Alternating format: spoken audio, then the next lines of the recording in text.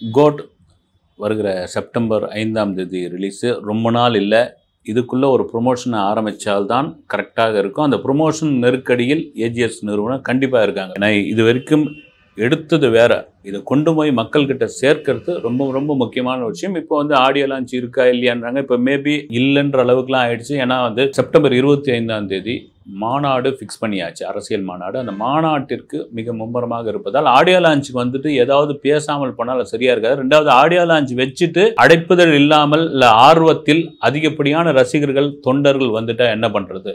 விஷயங்கள் பல கேள்விகளாக இருக்குது.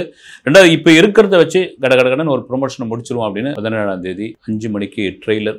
அந்த ட்ரெய்லர் தான் எப்படி இருக்க போகிறது கோட் அப்படின்றது தெல்ல தெளிவாக சொல்ல ஆரம்பிச்சிடும். அதையெல்லாம் மீறி விஜயோடைய சம்பளம் ஒரு 200லேருந்து 250 கோடி அப்படின்ற விஷயம்லாம் பேசிகிட்டு இருக்காங்க. ஒரு மலைப்பான ஒரு சம்பளம், ஹையஸ்ட் பேமெண்ட் தமிழ் சினிமாவில். இதெல்லாம் ஓகே, அந்த அளவுக்கு வியாபாரம், அந்த அளவுக்கு விஜய் படத்திற்கான ஒரு ஐப்பு, குறிப்பாக வெளிநாட்டில் எஃப்எம்எஸ் பெரிய உரிமை கொடுத்து வாங்கிறதுக்காக காத்துக்கிட்டு இருக்காங்க. இந்த படம்லாம் ஏற்கனவே வாங்கியாச்சு.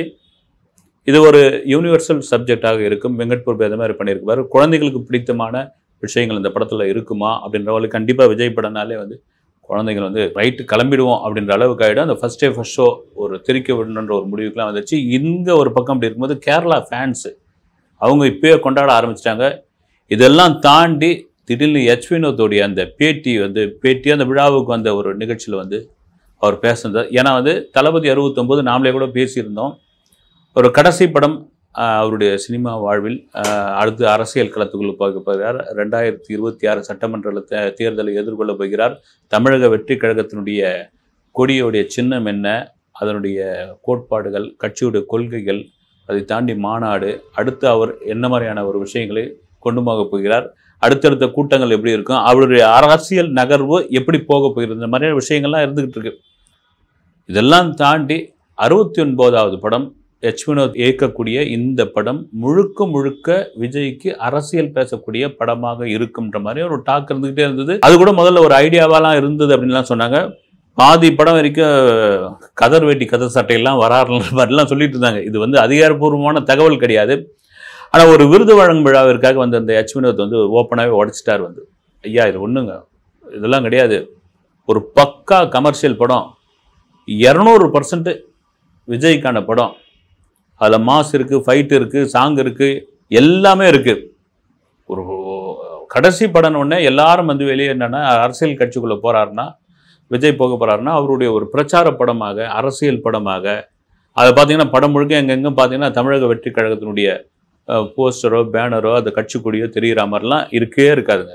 இது படத்தை படமாக பாருங்கள், அரசியலாக பாருங்கன்னு நினைக்கக்கூடியவர் தான் விஜய். ஆனால் தான் இந்த கோட் படத்து சம்பந்தமான ப்ரொமோஷனில் நம்முடைய கட்சி பெயரை எங்கும் பயன்படுத்த வேண்டாம்னு விஜய் சொன்னதுக்கான காரணமாக தான்.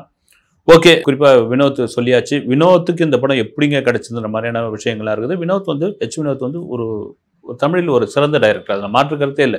பண்ணியிருக்க படங்கள்லாம் ஒரு 2-3 படங்களாக இருந்தாலும் சதுரங்க வேட்டியும் தீரன் அதிகாரம் ஒன்றுலாம் இன்றைக்கி பார்த்தீங்கன்னா ஒரு நிஜ சம்பவத்தை ஒரு திரை வடிவில் ஒரு அற்புதமாக தந்த ஒரு இயக்குனர், அதை மாற்று கருத்தே இல்லை. வினோத்தும் இந்த இடத்தை பிடிக்கிறதுக்கு சாதாரணமாக பிடிக்கலைங்க. ஒரு வேலூரை சேர்ந்த ஒரு நபர், ஒரு சாதாரண குடும்பத்தில் பிறந்த அவருக்கு சினிமாவில் ஒரு டைரக்டர் ஆகணுன்றதுக்காக சென்னை ராயப்பேட்டையில் உள்ள புதுக்கல்லூரியில் விஷுவல் சம்பந்தமான ஒரு படிப்பு படிச்சுட்டு அதன் பிறகு அசிஸ்டண்ட்டாக சேரத்துக்கு பல இயக்குநர்களும் ஏறி இறங்கி பார்த்திபனிடம் புள்ளக்குட்டிக்காரனா அல்லது ஆமாம் புள்ளக்குட்டிக்காரன் அந்த படத்தில் தான் அவர் ஜாயின் பண்ணி வினோத் அப்பயே அவர் கணிச்சிட்டு இவர் அசிஸ்டன்ட் டைரக்டர் மட்டும் கிடையாது, இவர் நல்ல தயாரிப்பு நிர்வாகி, ப்ரொடக்ஷனில் நல்லா வேலை செய்யக்கூடியவர் அப்படின்றதுக்காக தயாரிப்பு உதவியாளராக ஒரு பக்கம் உதவி இயக்குனர், இன்னொரு பக்கம் தயாரிப்பு உதவியாளராக இவர் அந்த படத்தில் பணியாற்ற வச்சார். அதை கண்டுபிடிக்கிறது தான். ஒரு அசிஸ்டன்ட் டைரக்டர் ஈஸியாக இயக்குனர் ஆகணும் அப்படின்னா அவங்க எடிட்டிங் டேபிளில் போய் உட்காரணும்னு உட்காரணும். நீங்கள் எடிட் பண்ண வேண்டாம், எப்படி எடிட் பண்ணுறாங்கன்னு நீங்கள் பார்த்தீங்கன்னாலே போதும் அப்படின்னு. அதனால சில பேர் பார்த்தீங்கன்னா நேரடியாக அசிஸ்டன்ட் டைரக்டராக சேராமல் யாராவது ஒரு எடிட்டர்கிட்ட உதவியாளராக இருந்து விட்டு அதன் பிறகு அசிஸ்டன்ட் டைரக்டராக சேரும். இப்போ வினோத்துக்கு என்னென்னா ஒரு assistant director come production assistant, இது ரெண்டும் சேர்ந்ததுனால ஒரு படத்தை எவ்வளோ தூரம் பட்ஜெட்டுக்குள்ளே பிடிக்க முடியும், அந்த படத்துக்கு எவ்வளோ பட்ஜெட் ஆகும், இப்போ இந்த லொக்கேஷனில் எடுக்கிறோன்னா இதுக்கு எவ்வளோ செலவாகும், ஒரு ஆர்டிஸ்ட் எப்படி கமிட் பண்ணுறது, இந்த இடத்துக்கு எவ்வளோ ஆர்டிஸ்ட் எப்படி கூட்டின்னு வர்றது, இந்த மாதிரியான விஷயங்கள்லாம் சேர்த்து கற்றுக்கிட்டாரு. அதன் காரணமாகத்தான் அவர் ஒரு கட்டத்தில் வந்து அசிஸ்டண்டெல்லாம் ஒர்க் பண்ணி முடிச்சுட்டு தனியாக படம் பண்ணணும்னு ஆரம்பித்து ஒரு ஸ்கிரிப்ட் எழுதி அந்த ஸ்கிரிப்டை வந்து சினிமாவில் உள்ள தனக்கு தெரிந்த நண்பர்கள்லாம் சொல்லி அந்த ஸ்கிரிப்ட் அப்படியே லிங்குசாமி கையில் போய் லிங்குசாமி அதை படிச்சுட்டு அதை மறைந்த நடிகர் நகைச்சுவை நடிகர் மனோபாலா அவர்கிட்ட கொண்டு போய் கொடுத்த உடனே சொல்லியிருக்காரு. வந்து சொன்னோடனே யோ சூப்பராக இருக்குது, யார் லிங்கு அது அப்படின்னா, இது மாதிரி ஹெச் வினோத்ன்ற ஒரு பையன் சார் அப்படின்னு நாம் பண்ணிடலாமே அப்படின்னு சொல்லி அவரை இயக்குனராக ஆக்கியது வந்து மறைந்த நடிகர் மனோபாலா தான். ஏன்னா மனோபாலா அடிப்படையில் ஒரு இயக்குனர். அந்த ஸ்கிரிப்டை கேட்ட அந்த கதையை கேட்டவனே அவர் பிடிச்சிட்டார். வந்து அந்த படம் தான் சதுரங்க வேட்டை. அதுக்கு முன்னாடி ஹெச் வினோத் பார்த்தீங்கன்னா ஒரு கட்டத்தில் பட வாய்ப்பு, அதாவது அசிஸ்டன்ட் வாய்ப்புகள்லாம் இல்லாமல் கோயம்பேடு மார்க்கெட்டில் வேலை பார்த்துருந்துக்கிறார். கோயம்பேடு மார்க்கெட்டில் வேலை பார்த்துருந்து அங்கே வந்து கோலி சோடா படம் ஷூட்டிங் எடுக்கும் பொழுது விஜய் மில்டன் வந்து பழக்கமாகி அப்புறம் விஜய் மில்டனுடைய படங்களில் ஒர்க் பண்ணி விஜய் மில்டன் தான் வந்து லிங்குசாமி கிட்ட ஒரு ஸ்கிரிப்ட் இருக்குது பிரதர், இதை கேட்டு பாருங்கன்னு சொல்லி அமைச்சது. வந்து எப்படிலாம் ஒரு இடத்துக்கு வந்து அவ்வளோ சீக்கிரம் ஈஸியாலாம் வந்து உட்கார முடியாதுங்க. அதுக்கப்புறம் நேர்கொண்ட பார்வை, துணிவு, இதெல்லாம் பண்ணிவிட்டு இன்றைக்கி விஜயோடைய தளபதி 69 அவருடைய திரைவாழ்வில் ஒரு கடைசி படம் அப்படின் பொழுது அந்த படத்தை எப்படி கொடுக்கணும்னு வினோத்துக்கு ஒரு கண்டிப்பாக தெரிஞ்சிருக்கும். இவ்வளோ தூரம் ட்ராவல் பண்ணி வந்தியாச்சு, இந்த இடத்துல பயங்கர ப்ரெஷர் நமக்கு இருக்குது. ஏன்னா இது ஒரு டாக் இருந்துக்கிட்டே இருந்தது. கமலஹாசனுக்கு சொல்லப்பட்ட கதை தான் இந்த கதைன்னெலாம் சொல்லிட்டு இருந்தாங்க. அந்த கதையே கிடையாதுங்க, அது கமல் சாருக்கிட்டே இருக்குது அந்த கதை.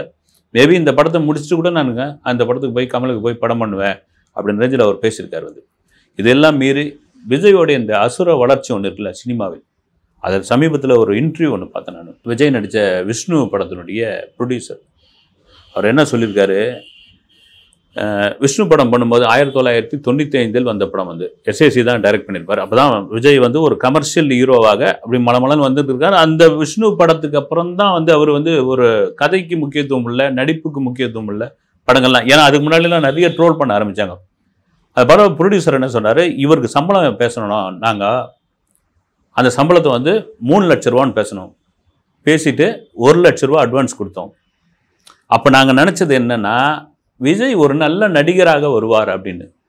இன்னைக்கு ஒரு பெரிய இடத்துக்கு ஒரு ரஜினிக்கு இணையாக ஒரு சம்பளம் வாங்கக்கூடியவராக வருவார்னு நாங்கள் சத்தியமாக நினைக்கல அப்படின்னு. இதுதாங்க சினிமா. வந்து இதுதான் இந்த சூட்சமம். இந்த எதுவும் தெரியாமல் தான் சாதாரணமாக யாராவது சினிமாவில் வர்றவங்களை, அது எந்த துறையாகனு இருக்கட்டும், குறிப்பாக நடிப்பு, இயக்குனர், இயக்கம், இதில் வரவங்களை அசால்ட்டாக சில பேர் டீல் பண்ணுறது. இந்த இடது கையில் டீல் பண்ணுவாங்கள்ல, அது மாதிரி டீல் பண்ணி அவங்க வளர்ந்த பிறகு அவங்களுக்கு உள்ளுக்குள்ளே இருக்குல்ல, ஐயோ அப்புறமா வந்து குய்யோ முறையன்னு கத்துறது வந்து என்னங்க இது அப்படிங்க, என்னை மதிக்க மாட்டேன்றாரு, நான் தான் இது பண்ணேன் அப்படின்னு அப்படிலாம் கிடையாதுங்க. வந்து நீ திரும்பவும் சொல்கிறது தான். வந்து நான் சத்யராஜை ஒரு 25 வருடங்களுக்கு முன்னால் இன்டர்வியூ பண்ண போகும்போது ஜூனியர் ஆர்டிஸ்டாக கல்லூரி மாணவர்கள் அந்த அந்த மாதிரியான மாணவர்கள் நடிச்சுக்கிட்டு இருந்தாங்க. அப்போ ஒவ்வொருத்தரும் வந்து சத்யராஜுக்கு வணக்கம் சொல்லும்போது திருநீர்மலையில் தான் நடந்துகிட்டு இருந்தது. சுந்தர் சியோடைய ஒரு படம். எழுந்து நின்று வணக்கம் சொன்னார். ஏன் தலைவா எழுந்து நின்று வணக்கம் சொல்கிறீங்க அப்படின்னு. நீங்கள் ஒன்றுங்க டப்புன்னு இதில் ஒரு ஆள் பெரிய ஆளாக வந்துடுவான், இந்த வணக்கம் அப்போ யூஸ் ஆகும். அது தமாஷுக்கு சொன்னாரா சீரியஸாக சொன்னாரான்னு தெரியல, ஆனால் உண்மை அதுதான். இப்போ என்ன சொல்கிறாரு, 3 லட்ச ரூபா சம்பளம் பேசியாச்சுங்க. 95 3 லட்ச ரூபா சாதாரண இதுதான். 1 லட்ச ரூபா அட்வான்ஸ் கொடுத்தாச்சு. படம் முடிந்த பிறகு அதை கூட கொஞ்சம் கொஞ்சமாக செட்டில் பண்ணி முடித்தோம். அந்த நேரம் நாங்கள் நினச்சோம் விஜய் இவ்வளோ பெரிய நடிகராக, மாஸ் ஹீரோவாக 200 250 கோடி ரூபாய் சம்பளம் வாங்குவராக வருவார்னு சத்தியமாக நினைக்கல. அந்த இடத்துல யார் இருந்தாலும் அப்படி தான் நினச்சிருப்போம். ஆனால் இயற்கையும் பிரபஞ்சமும் சில விஷயங்களும் சேர்ந்து ஒருத்தர் இப்படி தான் வரணும் அப்படின்னா அங்கே வந்து கொண்டு வந்து நிறுத்திடும். இதில் என்னென்னா அது ஒரு ஆச்சரியமாக சொல்கிறேன். நாங்கள் திரும்ப போய் அவர்கிட்ட கால் ஷீட் கேட்கணும், இந்த மாதிரி நாங்கள் தாங்க எங்கள் படத்தில் நடிச்சுங்க, நீங்கள் கால் ஷீட் கொடுங்க அப்படிலாம் கேட்கறது நியாயம் கிடையாது. அந்த நேரத்தில் அப்படி நினச்சது தான். அதை தாண்டி இப்படி ஒரு உயரத்தில் இருக்கும்போது எங்களுக்கு அதில் ஒரு பெருமை உண்டு. என்னன்னா இந்த 69 படத்தில் எங்கள் படமும் இருக்குது அப்படின்னு ஒரு பெருமை. இதுதான் ஒரு வளர்ச்சியோட உச்சம். இந்த வளர்ச்சி சினிமாவை தாண்டி அரசியல் களத்திற்குள் விஜய் எப்படி அந்த வளர்ச்சியை கையாள போகிறார், எப்படி கொண்டு செல்ல போகிறது, இந்த இயற்கையும் இறைவனும் அவருக்கு எப்படி ஒத்துழைக்க போகிறது அப்படின்ற இனி வரும் காலகட்டங்கள் தான் நமக்கு தெரியும். அந்த காலம் எப்படின்ற 2026 தமிழக வெற்றி கழகத்தினுடைய வெற்றி, அதாவது வந்து இத்தனை எம்எல்ஏக்கள் ஜெயிச்சாங்க, இத்தனை தொகுதிகளை பிடிச்சாங்க, அதெல்லாம் தாண்டி எவ்வளோ பர்சன்டேஜ் ஓட்டு வாங்கியிருக்காங்க, அதுதான் ரொம்ப ரொம்ப ரொம்ப முக்கியமான விஷயம். அந்த பர்சன்டேஜ் ஓட்டை அவர் ஒரு கணிசமான ஒரு விகிதத்தை அவர் நெருங்கிட்டார்னா ரைட்டு, அரசியல் களத்துக்குள்ள விஜய்க்கான ஒரு மாஸ் இருக்கு, வரவேற்பு இருக்கிறது கண்டிப்பாக தெரிஞ்சிடும். இந்த இடைப்பட்ட இந்த 2.5 வருடத்தை எப்படி அவர் பயன்படுத்த போகிறார் அரசியலுக்காக அப்படின்ட்டு பொறுத்திருந்து பார்ப்போம். அடுத்த வீடியோவில் சந்திக்கிறேன். நன்றி.